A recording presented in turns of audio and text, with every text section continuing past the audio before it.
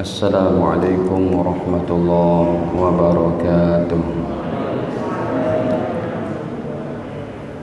Innal hamdalillah nahmaduhu wa nasta'inuhu wa nastaghfiruh wa na'udzu billahi min shururi anfusina wa sayyiati a'malina.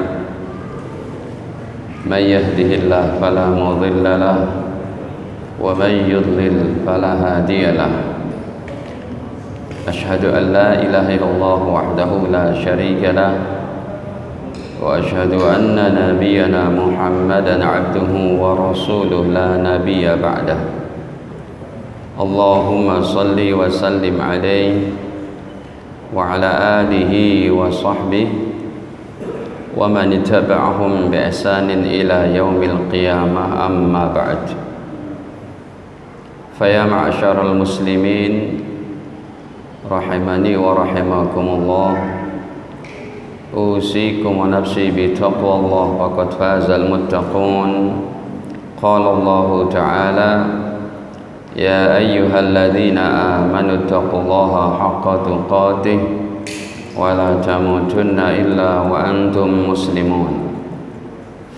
Alhamdulillah, hadirin para jamaah yang dirahmati Allah Ta'ala, puji syukur kehadiratnya atas segala limpahan nikmatnya pada kita, terutama sekali nikmat iman, Islam, sehat, afiat. Salawat beserta salam semoga senantiasa tercurahkan kepada Nabi mulia, Nabi agung, Nabi Muhammad sallallahu alaihi wasallam beserta keluarga, para sahabatnya dan umatnya yang istiqomah sampai akhir zaman kelak. Amin ya rabbal alamin.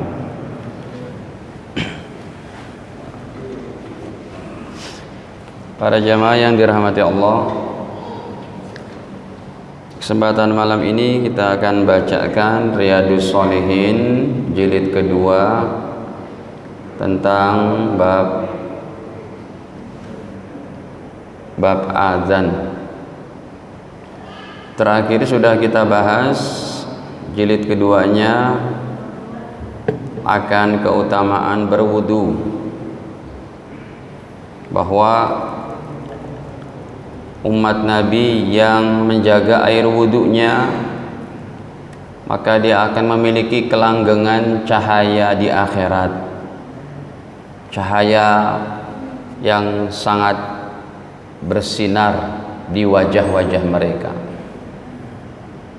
Cahaya-cahaya seperti ini perlu kita raih, perlu kita kumpulkan dari sekarang, karena memang nanti di akhirat kita minta untuk disempurnakan cahaya-cahaya kita.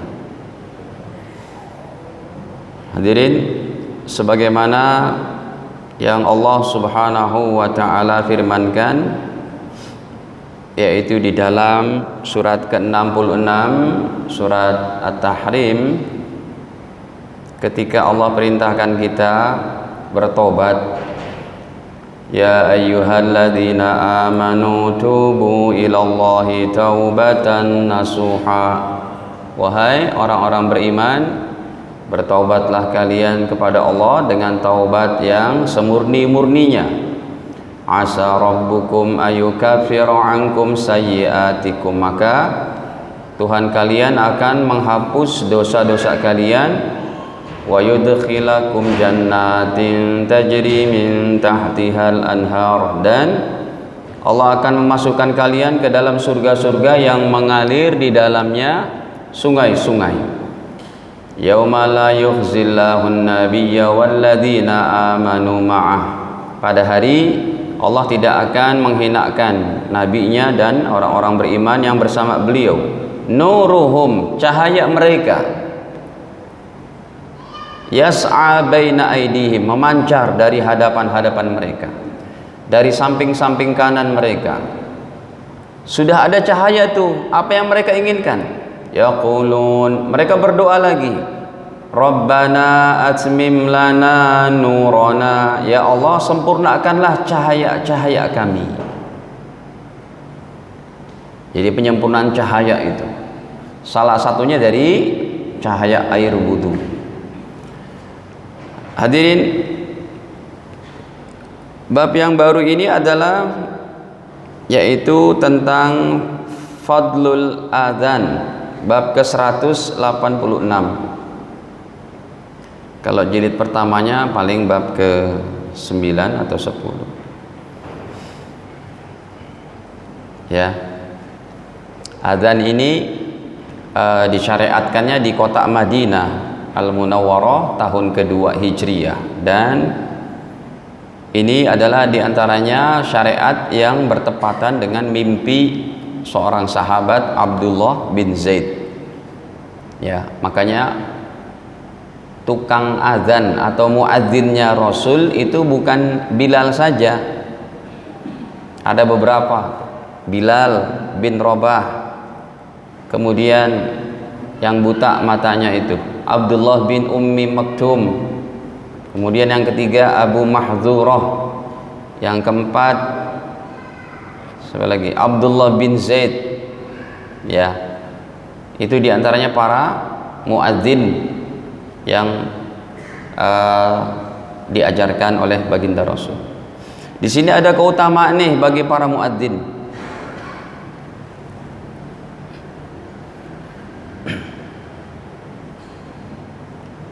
Dalam hadis dinyatakan boleh seseorang, ini contohnya di Indonesia ini kan kita para santri yang tidak ada pendidikan S1 S2-nya di pesantren-pesantren tradisional, pesantren-pesantren salafiyah, kiai-kiai kita itu kalau mereka lulusan pesantren, makanya hendaknya kita yang memanfaatkan. Jangan sampai nanti mereka malah jadi jadi kuli bangunan, jadi apalah gitu ya, ilmunya nggak diletakkan sebagaimana mestinya. Itu kami dapati itu di lapangan. Bahkan pernah sama-sama alumni dengan saya dari Cirebon ketemu di Kemayoran. Kamu Faisal ya? Kamu si Anu ya? Kerja di mana sekarang? Saya kerja di sini, Ustadz. Di mana? Di Mangga Besar. Di mana?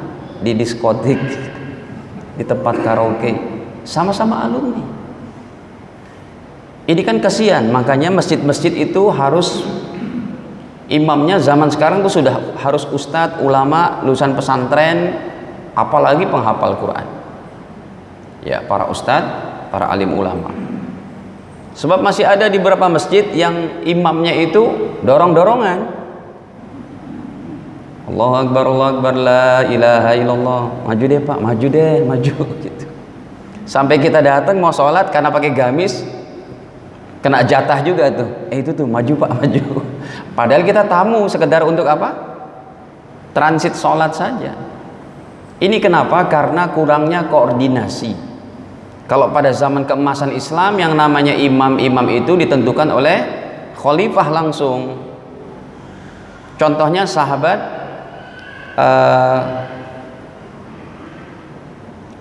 Utsman, tapi bukan Utsman bin Affan.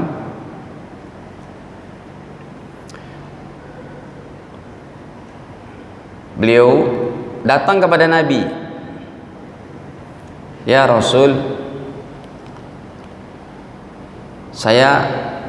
jadikanlah saya menjadi imam di masjid kampung saya.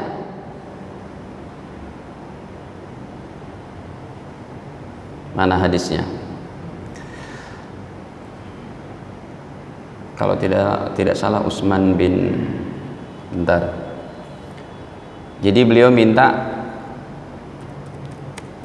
jadi boleh itu seorang santri lulusan pesantren datang satu masjid, datang ke DKM-nya, dia berikan SK kepolisian, surat tanda baik, saya lulusan ini, begitu. Boleh, jangan dicemooh.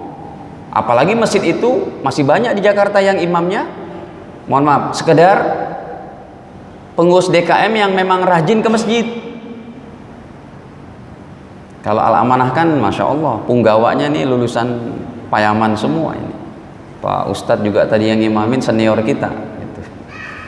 Tapi masih banyak tuh masjid yang imamnya bukan hafid Quran, bukan ulama.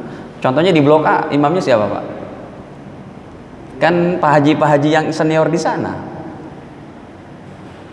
Ya. Nih lihat hadisnya. Utsman bin Abil As. Hadisnya riwayat Imam Hakim, derajatnya sahih. An Utsman bin Abil As radhiyallahu anhu annahu qal, beliau berkata, ya Rasulullah, wahai Rasul, ij'alni imama qaumi, ya Rasul, jadikan aku menjadi imam di kampungku untuk kaumku. Tentunya sudah mengalami proses ya. Ya kalau lulusan pesantren mah, apalagi 8 tahun di pesantren, insya Allah Qurannya ngelotok, bahasa Arabnya ngelotok, kitab kuningnya baik, kan gitu. Qal, maka Nabi bersabda, Nabi tentukan, anta imamuhum, ya silakan kamu jadi imamnya. Cuma nasihat Nabi, waqtadi bi'ad'afihim, dan jadilah kamu imam yang kamu mengerti keadaan makmummu. Di belakangmu itu banyak orang-orang lemah. Ada yang orang tua, ada anak kecil, ada ibu-ibu sholat, anaknya juga nangis. Makanya para imam yang mengerti ketika ada ibu-ibu bawa anak ke masjid lagi sholat, ya, imamnya ini mau baca setengah rokaat, 1 rokaat setengah surat Yasin, setengahnya lagi sisanya. Dia dengar suara nangis, harusnya sampai ayat ke 50 ataupun ayat ke berapa, 40-an, beliau berhentikan cuma sampai apa itu, wadrib lahum masalan ashabal qaryah, ya, sampai ayat ke 6 atau ke 8, karena ada yang nangis. Itu sunnahnya begitu. Kata Nabi, waqtadi bi'ad'ufihim, kamu kalau jadi imam mengetahui juga makmum kamu itu. Jangan kamu imam sholatnya maghrib bacanya surat Yasin, surat Al-Kahfi, ya. Tetapi yang jadi pembahasan kita masalah azan ini, kata beliau, kata baginda, wattakhid muadzinan la ya'khud ala adzanihi ajra, dan kamu carilah muadzin untukmu. Jadi imam dan muadzin itu satu paket. Kamu cari muadzinnya itu la ya'khud ala adzanihi ajra, yang tidak minta upah dari azannya. Minta upah dari azan maksudnya ya karena niatnya untuk itu. Tetapi kalau ada uang kesejahteraan dari pihak kemakmuran masjid, yaitu sebaik-baiknya seperti itu. Kami lihat di beberapa masjid yang bahkan ada rumah-rumah para imamnya, ya, rumah dinasnya di situ. Kemudian muadzinnya juga, masjid selalu bersih, rapih. Kapan ada warga meminta untuk sholat jenazah, dia standby. Ya, apalagi kalau imamnya hafal Quran, kemudian generasi penghafal Quran bisa dicetak dari masjid kita sendiri, terutama bagi anak-anak komplek kita yang tidak mondok, yang dia sekolah umum, tapi ada pendidikan penghafalan Qurannya dari imam yang hafal Quran. Pemberdayaan waktu pak imamnya ini, ya.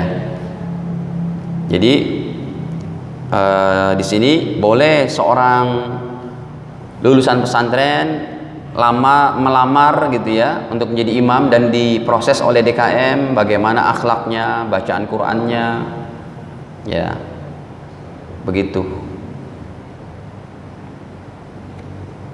Baik, hadirin, dari Abu Hurairah radhiyallahu anhu, hadis pertama, Nabi bersabda, lau ya'lamun nasu ma fin nida, apabila orang-orang ini mengetahui pahala yang ada pada panggilan azan, pengerjaan panggilan azan, ya, mengumandangkan azan, wasoffil awal, dan juga apabila manusia mengetahui begitu hebat pahala pada shop pertama. Ada hadis riwayat Imam Abu Daud, Nabi bersabda, innallaha wa malaikatahu yusholluna, taunya kan ala nabi, bukan ala nabi, ala soffil awal, sesungguhnya Allah dan Rasulnya bersolawat kepada orang-orang Allah dan malaikatnya bersolawat kepada orang-orang yang di shaf pertama. Nah, kalau kita mampu sholat shaf pertama, ya, terutama sekali shaf pertama yang al-yumna yang sebelah kanan. Summa lam yajidu illa ayyastahimu, kemudian mereka enggak mendapatkan tuh untuk azan, bisa kumandangkan azan dan juga bisa berdiri di shaf pertama kecuali diundi. Ya, lastahamu alaih, pastilah mereka kalau mengetahui pahalanya, sumpamanya dua amalan ini diundi, pasti mereka akan ikut undian itu. Walau ya'lamuna ma fit tahjir lastabaqu ilaih, dan apabila mereka juga mengetahui akan at-tahjir, waktu untuk bersegera, ya, mendatangi panggilan sholat, lastabaqu ilaih, pasti mereka akan berlomba-lomba juga. Walau ya'lamuna ma fil atamah, dan apabila mereka mengetahui apa-apa yang ada pada sholat isya was-subhi dan sholat subuh, la atauhuma walau habwa, pastilah mereka akan mendatangi sekalipun dalam keadaan merangkak gitu, karena begitu pahalanya begitu besarnya. Nah, yang kita bahasnya adalah kumandang adzan ini. Cuma kan kumandang adzan nggak bisa rebutan. Kalau shaf awal masih bisa rebutan. Kumandang adzan, kalau satu masjid sudah ditentukan muadzinnya, apa boleh rebutan? Nggak boleh. Cuma bapak-bapak ataupun anak muda di sini yang bukan muadzin, sekali-kali dia mau adzan, minta izin sama muadzinnya, ya, untuk mendapatkan pahala yang hebat. Apa sih Ustadz pahala muadzin? Hadirin, muadzin ini hukumnya sunnah. Pak Imam tadi, Pak Ustadz yang imamin itu datang imam itu setelah diikomatkan, hukumnya wajib. Tetapi yang sunnah yang lebih afdol dari yang wajib. Ada beberapa perkara yang sunnah lebih afdol dari yang wajib. Contohnya muadzin. Kita sumpamanya sholat isya nanti tanpa azan, tanpa ikomat, tetap sah. Pak Imam maju nanti. Ayo, shafnya baris. Nggak usah pakai azan, pakai iqomat. Shafnya rapikan.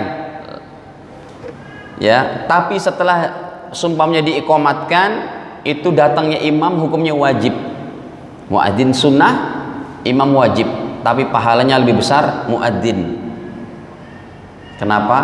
Karena orang-orang ini datang untuk sholat karena panggilan adzan siapa? Muadzin.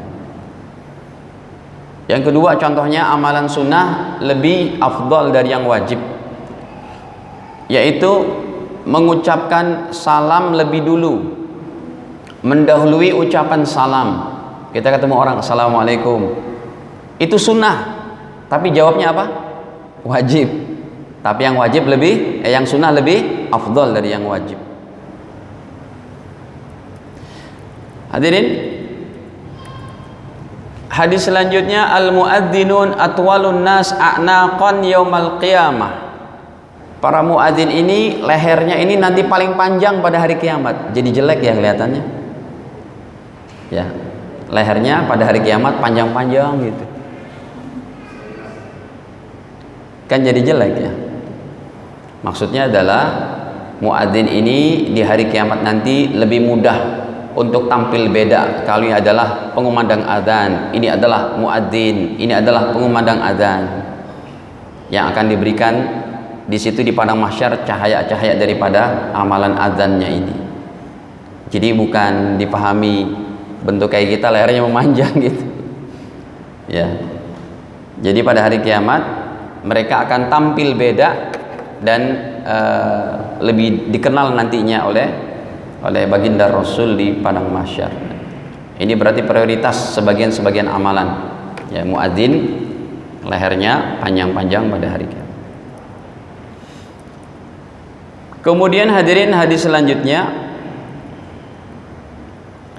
Abu Sa'id Al-Khudri pernah berkata kepada sahabat Abdullah bin Abdurrahman, kata beliau, inni araka tuhibbul ghanam, saya melihat kamu ini suka sekali sih dengan kambing, wal badiyah, dan juga dusun-dusun pelosok, ya. Fa idza kunta fi ghanamik, maka apabila kamu dalam keadaan mengembalakan kambingmu di pelosok-pelosok yang memang jarang orang, ya, untuk kamu sholatnya itu jangan sendirian tetap. Kata Abu Sa'id Al-Khudri, fa adzanta lis-shalah, maka kumandangkanlah azan untuk sholat. Ya, ini prakteknya di desa-desa saja. Contohnya ada itu di desa-desa, kita lihat ada beberapa daerah yang warga desanya itu memang petani. Sekarang kan azan jam berapa asar, Pak? Jam 3, katakanlah jam 15.00. Itu kalau diazankan jam segitu, mereka masih di sawah, ya, maka ditundalah azannya sampai jam 4. Jadi 4:30 baru sholat, sambil menunggu mereka pulang dari sawah rapi-rapi bersih-bersih, bisa sholat berjamaah. Kalau itu disepakati boleh, seperti yang dilakukan di daerah Temboro, seperti itu. Sholat asarnya agak mundur, begitu. Tapi kalau di komplek kita kayak gini, siapa yang ke sawah nanti? Azankan saja sudah, paling berikan waktu 5 menit 7 menit iqomat. Kemudian kata beliau, farfa sautaka bin nida, maka angkatlah suaramu dalam mengumandangkan azan. Fa innahu la yasma' muda sautil muadzin, maka tidaklah suara muadzin itu didengar oleh jin, wala insun, tidaklah didengar oleh manusia, wala syai'un, ataupun didengar oleh sesuatu apapun, illa syahida lahu yaumal qiyamah, pasti dia akan memberikan kesaksian hari kiamat. Jin, manusia, apapun yang mendengar daripada panggilan azan itu, mereka diminta memberikan persaksian kalau ini orang perbuatannya baik, dia mengajak kebaikan, ya Allah, dia mengajak amalan terhebat, ya Allah, sholat, gitu.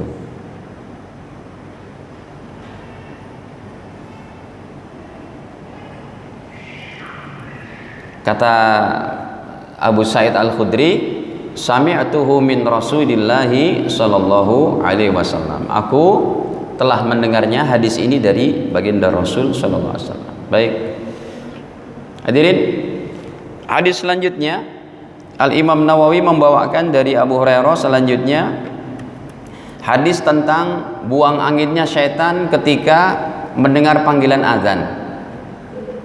Jadi syaitan itu takut sama panggilan azan, ya. Makanya muadzin kalau lagi panggil azan itu nggak berani syaitan menggodanya. Tapi nanti kalau muadzinnya sudah sholat sunnah, mulai deh Allahu Akbar. Tadi berapa rakaat ya? Syaitannya berani ngedatengin itu.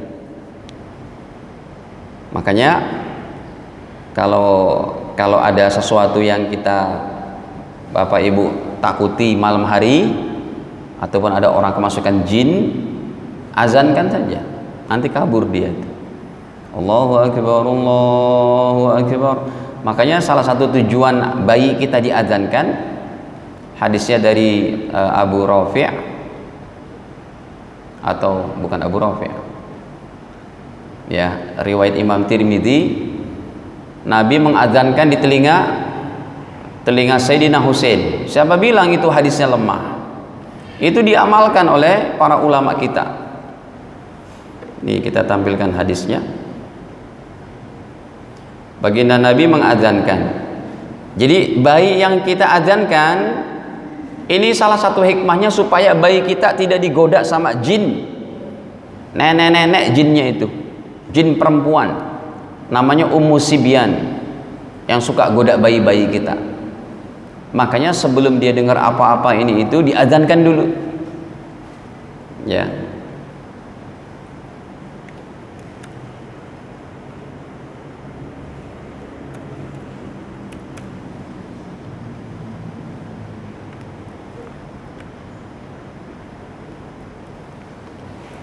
Bahwa Nabi Shallallahu Alaihi Wasallam mengadzankan Sayyidina Hasan ketika dilahirkan oleh Bunda Fatimah, ya. Dan apa itu?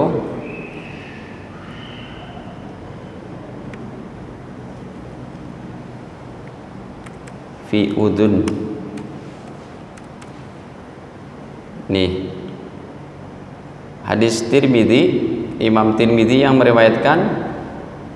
Jadi azan itu kegunaannya bukan hanya untuk sholat saja.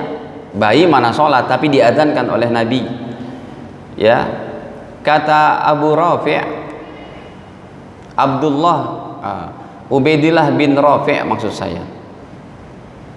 Kalau Abu Rafi' itu munafik yang menghina Rasul dan Rasul minta dibunuh. Orang yang mengejek Rasul dibunuh berdasarkan dalil Al-Quran dan hadis. Yang bunuh tapi bukan perorangan, presiden, khalifah gitu ya. Nah ini bukan, tadi saya bilang Abu Rafi', bukan Abu Rafi'. Abu Rafi' itu dalam hadis Bukhari yang dia itu dibunuh sama Abdullah bin Atik, kemudian Abdullah bin Unais, Muhammad bin Maslamah. Wahai Abu Rafi', kata Nabi, siapa yang bisa membunuh Abu Rafi'? Dia telah menghinakan Allah dan Rasulnya. Maka sahabat sampai 3 orang hingga 9 orang berangkat ke rumahnya. Abu Rafi', kami ingin bertamu. Keluarlah Abu Rafi'. Kata para sahabat, kamu begitu rapihnya, harum begitu, harum nian bajumu. Ya, istriku pintar merawatku katanya. Boleh aku cium? Silakan. Dia menunduk, dicium. Wah, harum sekali. Boleh sekali lagi? Boleh.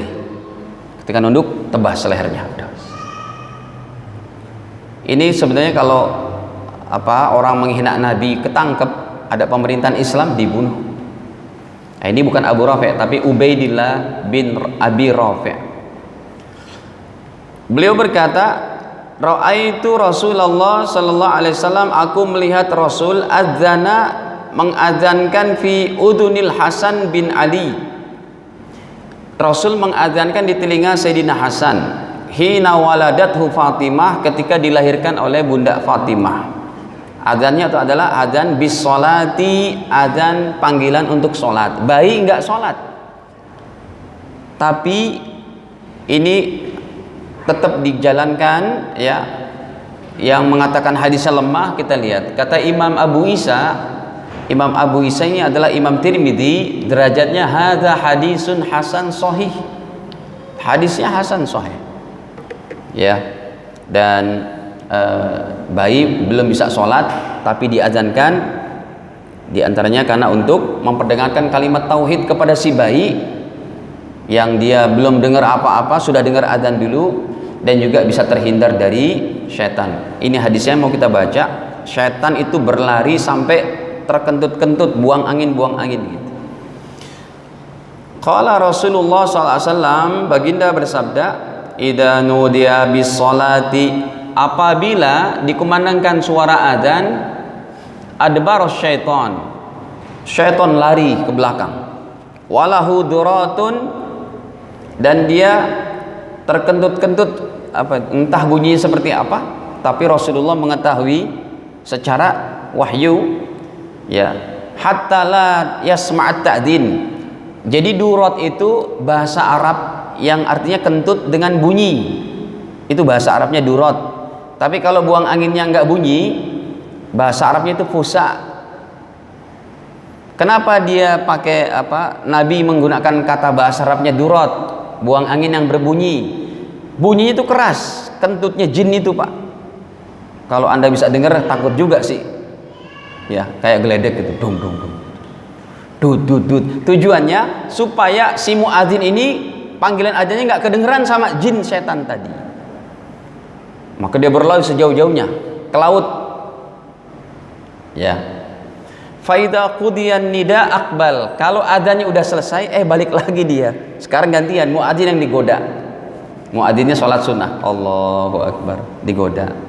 Tadi kunci rumahmu taruh mana? Iya ya, tadi di mana dia pikir. Subhanallah, ini ya, azan ini ditakuti oleh jin, oleh syaitan. Hatta idza suwiba lis sholati adbar.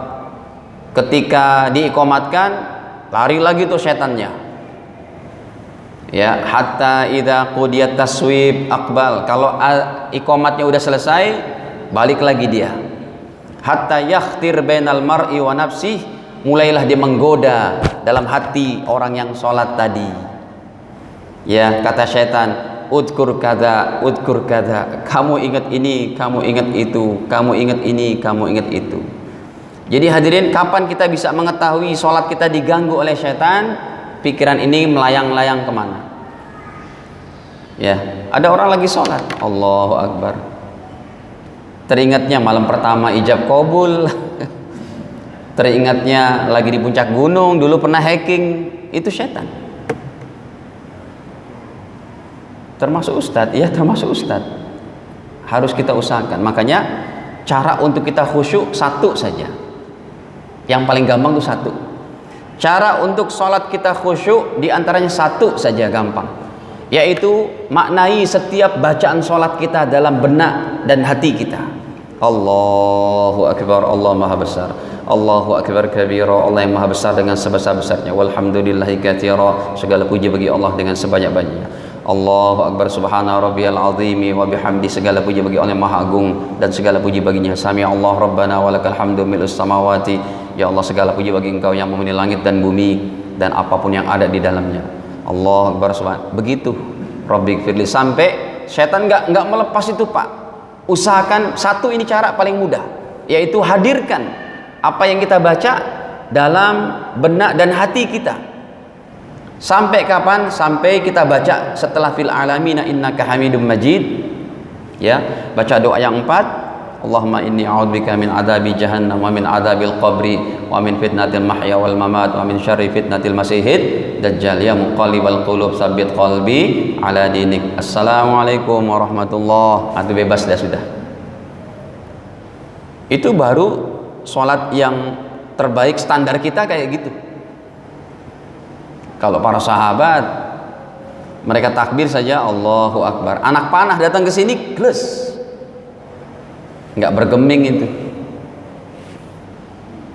Ya, makanya ada pelatihan sholat khusyuk, itu penting. Ada beberapa ustadz, dia pakar pelatihan sholat khusyuk, bagaimana caranya, seperti ini kita sholat. Ya, baik. Sehingga kata Nabi, hatta yadhallu rajul ma yadri kam sholat, sehingga seseorang nggak tahu lagi tuh udah berapa rakaat dia sholat. Ya, berapa rakaat dia sholat, dia lupa. Itu memang dari godaan syaitan. Kemudian hadirin, Nabi bersabda, hadis selanjutnya, idza sami'tumun nida, apabila kalian mendengarkan panggilan adzan, faqulu mislama yaqul, jawablah. Ini mohon diperhatikan supaya kalau adzan jangan bersuara, jawablah. Saya pun kadang kalau habis adzan ada jamaah datang nanya masalah, memandang adzan lagi berbunyi, dia nanya masalah, Pak Ustadz gini. Saya bilang nanti dulu ya Pak, nanti habis adzannya lagi adzan. Sebab kalau saya jawab juga, sekalipun itu yang kita bicarakan masalah ilmu, masalah agama, tetap tidak baik. Orang lain akan berkomentar, ini ustadz ngajarin kita diem, dianya ngobrol kan gitu. Sekalipun bukan ngobrol sebenarnya, tapi tetap tidak baik. Jadi kalau kita mau bertanya habis kajian kepada sang ustadznya itu, catatlah tanyanya nanti habis sholat. Summa sallu alayya, kemudian baca sholawat. Di sini ada syariat baca sholawat ya Bapak Ibu, jangan tinggalin ini. Fa innahu man shalla alayya, karena sesungguhnya siapa yang baca sholawat sekali kepadaku, sallallahu alaihi biha asyra, Allah balas 10.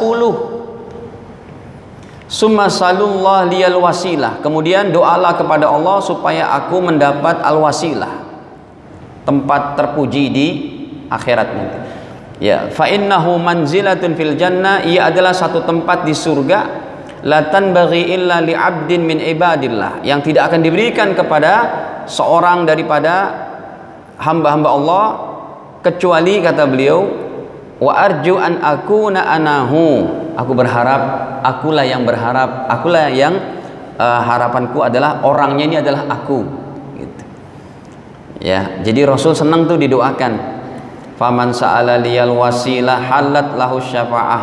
Siapa yang berdoa untukku, artinya baca doa azan. Karena doa azan itu isinya doa untuk baginda Rasul, untuk wasilah ini. Ya, kata baginda, halat lahu syafa'ah, aku akan berikan syafaat kepada orang ini. Ini penting berarti hadirin. Amalan setelah kita baca azan itu, jadi caranya muadzin kumandang azan, Allahu akbar, kita jawab Allahu akbar, asyhadu an la ilaha illallah. Pas nanti hayya 'alas shalah, hayya 'alal falah, la haula wala quwata. Kalau subuhnya as-salatu khairum minan naum, ada hadis lemah memang tapi boleh diamalkan.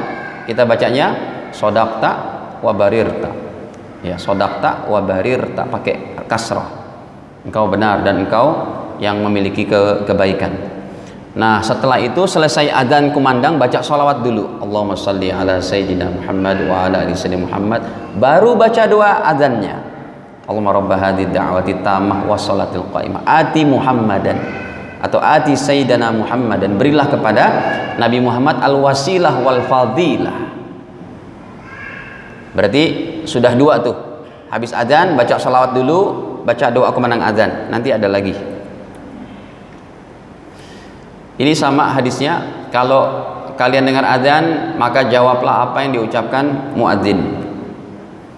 Kemudian hadirin, Nabi bersabda, man qala hina yasma'un nida, ini baca doa adzannya diantaranya, Allahumma rabba hadhihi da'wati tammah, ya Allah engkaulah pemilik dakwah yang sempurna. Adzan ini berarti memang dakwah yang sempurna. Hakikatnya itu Allah yang memanggil kita untuk sholat berjamaah, tetapi melalui lisan-lisan para muadzin, ya, wassalatil qaimah, dan demikian juga salat yang akan didirikan, ati Muhammadan, berikanlah kepada Nabi Muhammad al wasilah, ini dia yang tadi, ya, tempat di surga, wal fadilah, dan fadilah, keutamaan, wa ba'athu maqaman mahmuda, dan juga bangkitkanlah beliau di tempat yang terpuji, alladzi wa'attah, yang telah engkau janjikan. Kata baginda, halat lahu syafa'ati yaumal qiyamah, halal dia untuk mendapat pertolonganku pada hari kiamat. Orang yang paling merugi itu hadirin, orang di akhirat nanti di padang mahsyar yang enggak dapat syafaat Nabi. Takut banget itu. Harta, pangkat, jabatan semua akan ditinggalkan. Jangankan itu, ibadah-ibadah kita saja tidak kita sebut. Padahal kalau kita lagi dalam keadaan genting di dunia ini, boleh kita berdoa dengan menyebutkan ibadah-ibadah kita. Ya, contohnya kita ada masalah, problem yang sangat berat. Ya Allah, ya, saya ada problem yang sangat berat, ya Allah, tolong ya Allah. Dulu saya pernah menolong seorang kakek-kakek, ya Allah, di Mina ketika musim haji, 3 hari 3 malam dia nggak ketemu keluarganya. Baju ihramnya sudah lusuh dengan debu, dia nggak punya uang, nggak punya apa, tanda pengenalnya pun cuma gelang saja, susah dicarinya. Akhirnya saya urus dia, ya Allah, saya ganti baju ihramnya, saya belikan pakaiannya. Setelah tahallul, ya, saya belikan baju, saya ajak makan juga. Selesai 3 hari di Mina, belum ketemu keluarganya juga, kita ke hotel, saya bawa ke hotel saya, ya Allah, saya hormati dia, saya sayangi dia, saya belikan baju. Sampai 10 hari baru ketemu, karena kita melaporkan masalah ini ke KJRI di Jeddah ataupun ke pihak penanggung jawab haji Indonesia. Ya Allah, orang itu bukanlah orang tua saya, tapi saya rawat, ya Allah, saya ini kan. Kalau amal saya ini, ya Allah, dalam keadaan yang saya lakukan tadi, ya Allah, ada di matamu, ya Allah, adalah merupakan perkara yang ikhlas dan engkau memandangnya baik, ya Allah, maka mudahkan urusan saya. Itu boleh. Tapi di padang mahsyar sama sekali kita nggak bisa angkat tangan, hadirin. Untuk berdoa itu takut. Karena padang mahsyar merupakan puncaknya kemurkaan Allah Subhanahu wa taala. Akhirnya kita nggak berani itu. Anak istri aja lari. Hadirin, kehidupan komunitas, interaksi sosial yang terdekat, terakrabnya adalah satu keluarga, komunitas keluarga. Setiap suami mengerti akan aib-aib istri, istri juga mengerti kekurangan suami, anak-anaknya pun mengerti sifat dari orang tuanya, orang tua mengerti. Itu nanti di padang mahsyar berlarian semuanya.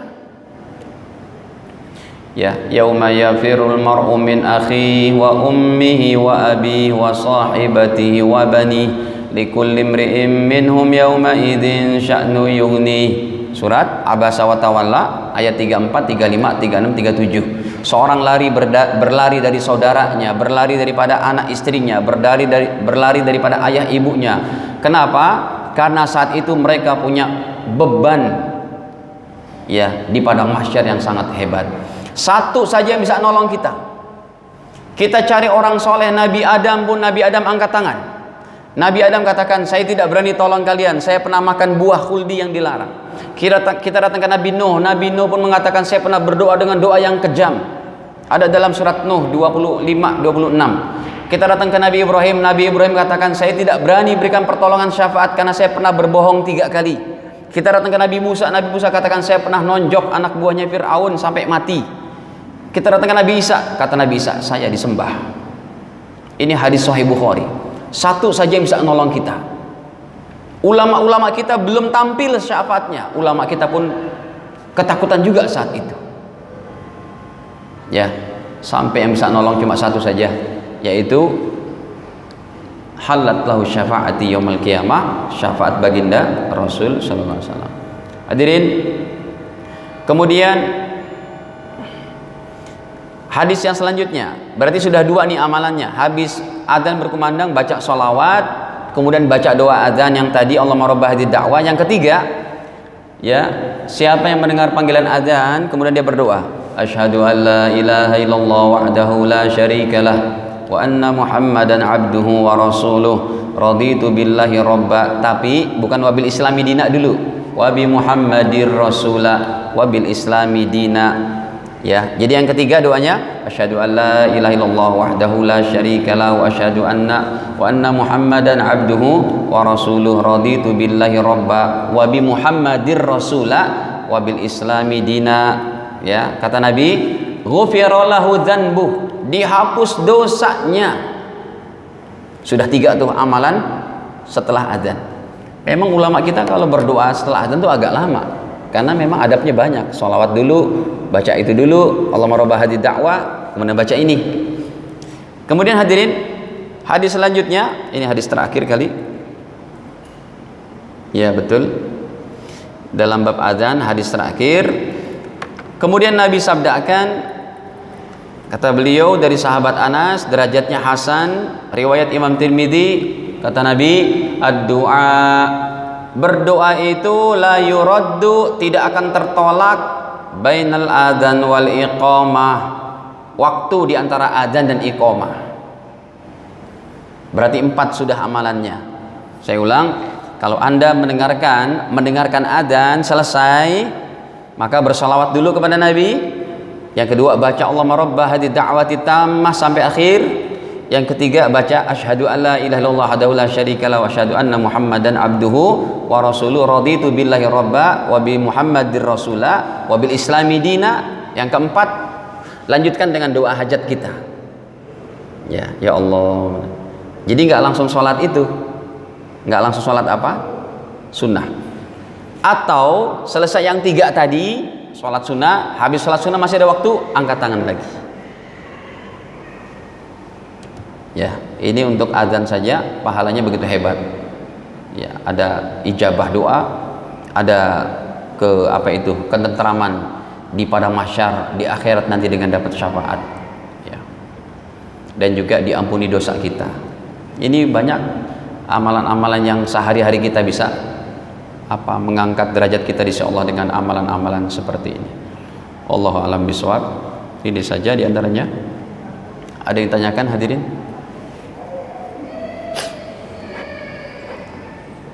Bapak yang biasa nanya nggak ada ya?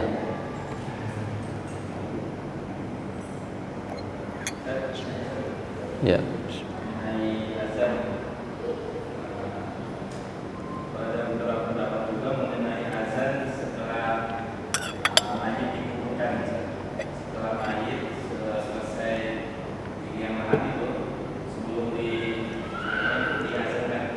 Ya.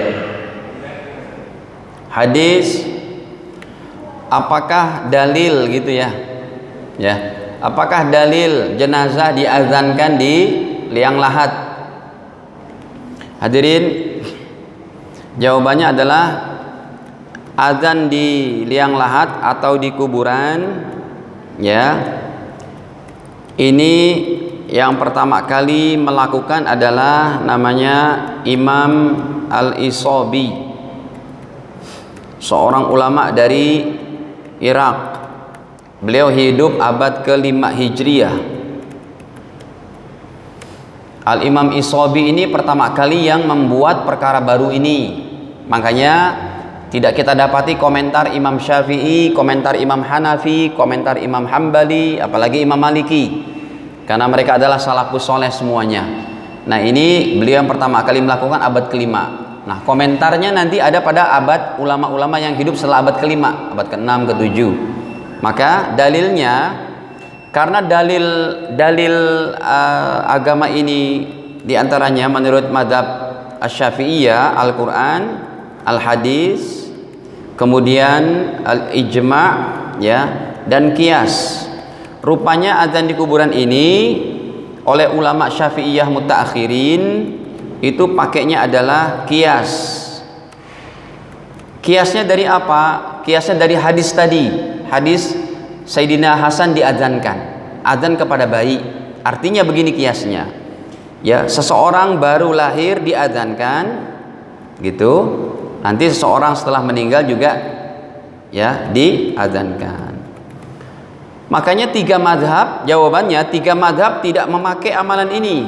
3 madhab tidak ada azan di kuburan. Tapi jangan serta